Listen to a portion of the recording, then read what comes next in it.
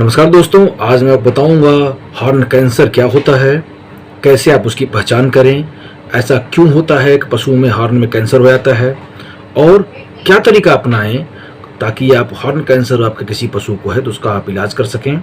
इसके अलावा आप क्या तरीका अपनाएं कि आपके किसी भी पशु को कभी हॉर्न कैंसर ना हो।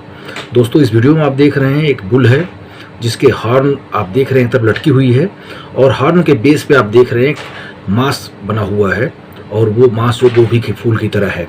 दोस्तों, यही हॉर्न कैंसर है।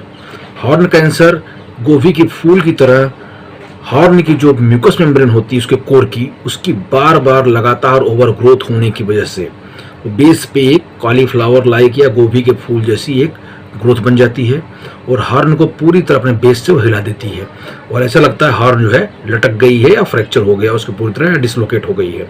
जैसा आप इस वीडियो में देख रहे हैं, इस जानवर की एक तरफ की हॉर्न पूरी तरह लटक गई, दूसरी तरफ की हॉर्न पूरी तरह आप देखें सीधी है। दोस्तों, जब इस तरह कोई आपको जानवर को दिखे, उसके हॉर्न के बेस पे कोई मांस है, मांसल टुकड़ा या उसका गोभी के फूल जैसी कोई ग्रोथ है, उससे बदबू बहुत आ रही हो और उस ग्रोथ में कई बार पूरा एक ब्लड जैसा डिस्चार्ज भी आता है, कई बार पस जैसा भी आता है, तो इसके मुख्य लक्षण जो होते हैं वो पशु बार बार जिस तरफ हॉर्न में कैंसर होता है उसी की तरफ सर को पटकता रहता है या सर हिलाता रहता है, बार बार झटकता रहता है। पशु खाना पीना कम कर देता है, बेचैन रहता है। इसके अलावा बदबूदार पूरा सिक्रीशन बाहर आता रहता है। कई बार पशु बार बार उसको रगड़ता रहता है, रगड़ने के बाद चोट भी लग जाती है, उसमें कई बार मक्खियाँ अंडे देती हैं तो मैगट्स भी बन जाते हैं, तो वो अपने आप में एक कॉम्प्लिकेशन पैदा कर देते हैं। दोस्तों, हॉर्न कैंसर होने का जो मुख्य कारण है, जब भी किसी कारणवश हॉर्न में कोई इंजरी हो जाए, लगातार रिपीटेडली होती रहे, जैसा पशु सींग होती है तो लड़ते रहते हैं, कहीं अपने आप को सर पटकते रहते हैं, सींग को पटकते रहते हैं, हॉर्न में इंजरी होती रहती है तो उसकी जो म्यूकोसा होती है अंदर की वो इरिटेट होती रहती है, उससे लगातार उसकी रिजनरेशन और रीग्रोथ होती रहती है। कई बार ये अनकंट्रोल हो जाती है, कैंसरस हो जाती है। इसी वजह से हॉर्न कैंसर डेवलप होता है और हॉर्न कैंसर ज़्यादातर बुलक्स में या बुल्स में होता है, गायों में कम होता है, भैंसों में उतना देखने को नहीं मिलता है। तो अक्सर ये एडल्ट एनिमल्स में होता है, मुख्य रूप से 8-10 साल के जानवरों में ज़्यादा देखने को मिलता है। और जब ये किसी पशु को हो जाए हॉर्न कैंसर, तो आपको तत्काल किसी अच्छे वेटरनरी डॉक्टर की मदद से केवल सर्जिकल तरीके से ही इसका पूरी तरह इलाज किया जाता है। तो इसलिए आपको अच्छे वेटरनरी डॉक्टर की मदद से सर्जरी करा करके हॉर्न का पूरी तरह अम्पुटेशन करा देना चाहिए। अम्पुटेशन करने के लिए कई बार लोकल एनेस्थीसिया ब्लॉक यूज करते हैं, कई बार छोटा मोटा जरूरत पड़ने पे सेडेशन करते हैं पशु को और लोकल ब्लॉक में फ्लैप बना करके बेस से पूरी तरह हॉर्न को निकाल देते हैं।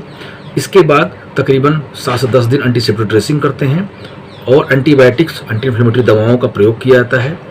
और कई बार अगर आपको पूरी तरह सुनिश्चित होना है, एक एंटी कैंसरस दवा होती है जिसको विंक्रिस्टिन का नाम जाना जाता है, उसका प्रयोग भी डॉक्टर करते हैं।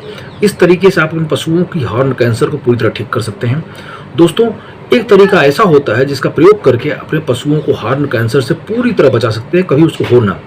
गाय के बच्चों में आप जब पैदा हो तो 1 हफ्ते के बाद, जब बछड़ा आपका थोड़ा सा सही हो जाए, हेल्दी कंडीशन हो जाए, 1 हफ्ते के बाद से कम 1.5 महीने की उम्र तक डिसबडिंग जरूर करा लें। डिसबडिंग एक ऐसा तरीका है और केमिकल मेथड डिसबडिंग का, जिसमें कास्टिक सोडा, कास्टिक पोटास का इस्तेमाल किया जाता है। बड जो होती है हॉर्न की, उससे ज़्यादातर हेयर क्लिप कर ली जाती है और अच्छी तरह हेयर हटा करके उसमें आप कास्टिक पोटास, कास्टिक सोडा किसी भी पीपी ब्लेड के हैंडल से या किसी सीजर के एक साइड से आप उसको लगाकर लगातार रगड़े 3-4 मिनट तक, फिर वो बड बाहर आती है, अंदर की म्यूकोसा दिखने लगती है। उस म्यूकोसा को आप एंटीसेप्टिक सोल्यूशन 4-5 दिन लगातार बड को धुलते रहें, सफाई करते रहें, कोई उसमें इन्फेक्शन होने पाए। इस तरीके से आप डिसबडिंग पूरी तरह कर सकते हैं और हॉर्न कैंसर से अपने पशु को बचा सकते हैं। दोस्तों, अगर आपकी वीडियो पसंद आई हो, प्लीज़ मेरे चैनल को लाइक, सब्सक्राइब और शेयर जरूर करें। बहुत बहुत धन्यवाद।